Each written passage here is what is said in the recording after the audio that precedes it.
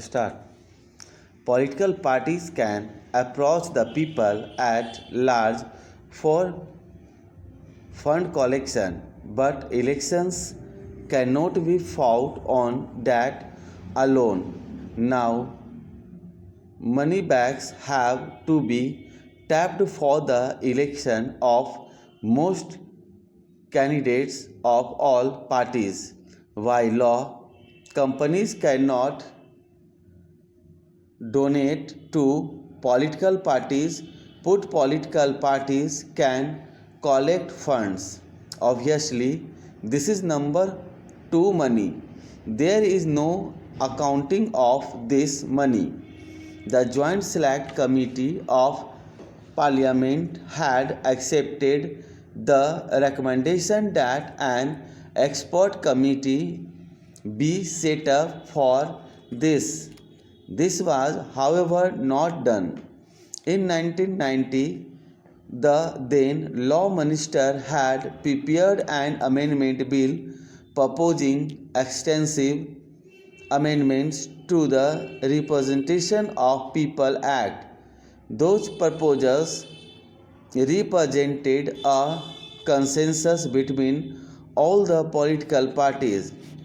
It is true that some of those proposals have been given effect on 1996, but many remain unimplemented, including the proposals relating to election expenditure and state funding of candidates.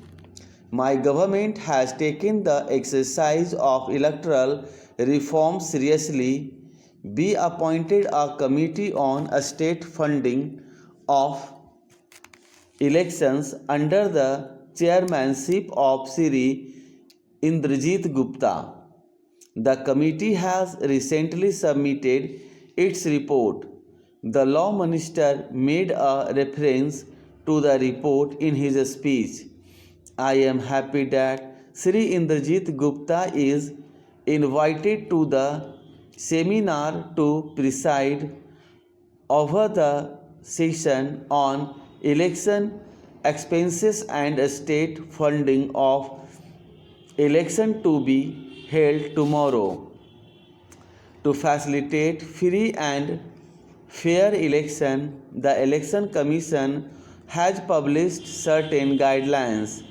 There is a demand that the government give a statutory status to some of them. Effective implementation of this rule of conduct depends upon the good sense of the political parties, sense of discipline on the part of the administrative apparatus, and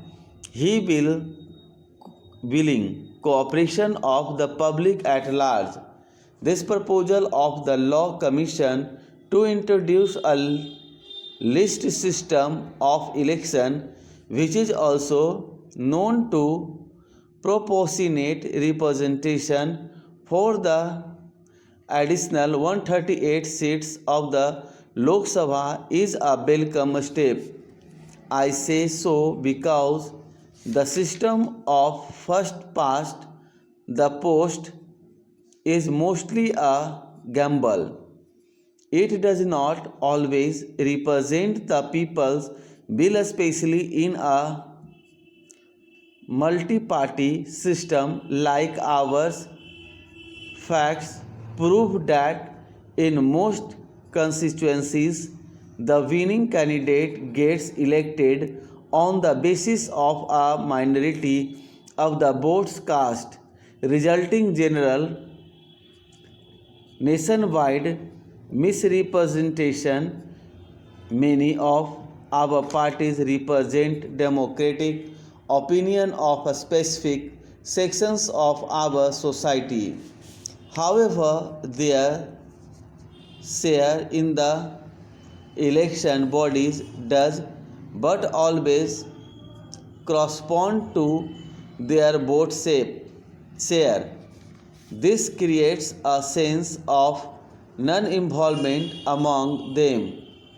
They require a correction at the earliest in our electoral system.